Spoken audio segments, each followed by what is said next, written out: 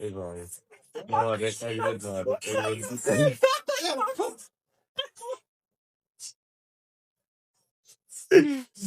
Yılmaz degan TikTokerlar oraldı. Bu saatlar kıymadı. Bir yerimizde, yerimizde korkaydı deb жатпаймыз. Temizlik geçirinizde. Budan keyin jasy videolar tushiramiz. Batır kansadan istemiyorsunlar batır. Ел қорғау керек біздерде өзгере саламыз ондай кезде. Қалайсыздар? Нешін аяға тығып қалдыңыздар? Аруна, сіз үшін ер азамат сіздің алдыңызда жыласа, ол әлсіздігін көрсеткені ме? Жоқ, норма. Нормально ма? Ал махаббаттан бір немесе сол махаббаттан жыласа? Норма. Қандай ситуацияда жыласың, норма деп көремін. Оларда етпесек жөн жаралған, сондықтан эмоция шығарып тұруға болады арасында. Не часто, конечно, бірақ. Ал енді жылаудың патологын қойып жүрген өзі енді.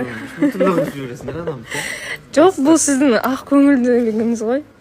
Кейбіреулер әлсіздік деп біледі да, соған ішім ашиды. Сол менің сұрағым, ер азамат жыласа ол әлсіз дегені ма?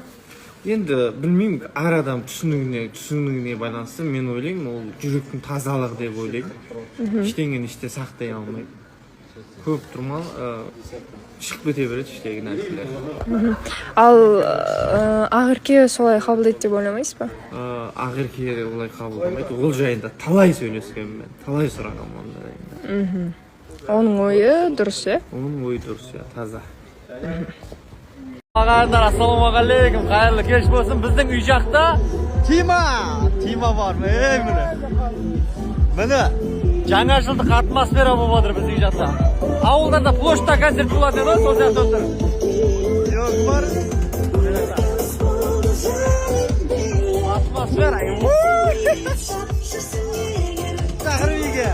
Бұрын айта беріп қоймай, жаңа жыл сезілмейді. Ол үшін осындай нелерге келу керек та, парктерге, осындай әдемі жерлерге. Сол кезде жаңа жыл білмейді. Жаңа жыл бар. В общем, біздің үй жақта атмосфера болып отыр, атмосфера болып отыр. Маған қараңыздаршы. Басқа өздеріңізден жаңалық.